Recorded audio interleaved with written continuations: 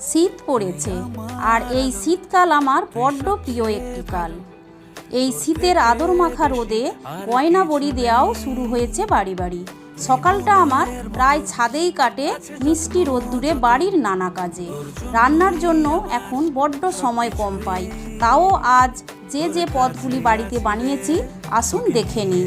আজকের থালিতে আছে বাটি ছাপ দেওয়া গরম গরম ভাত, লেবু, কাঁচা লঙ্কা, স্যালাড, পূর্ব মেদিনীপুর স্পেশাল গয়না বড়ি ভাজা, সাথে চাকা চাকা বেগুন ভাজা, যেটা শীতকালে বেশ ভালো লাগে।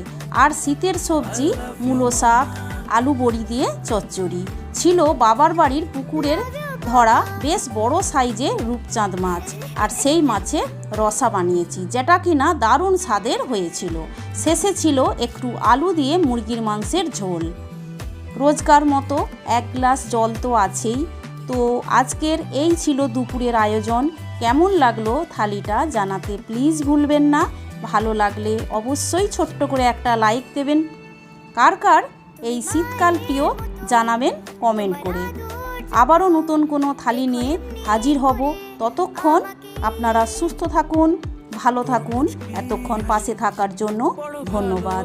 নতুন বন্ধু হলে অবশ্যই চ্যানেলটি সাবস্ক্রাইব করে পাশে থাকবেন।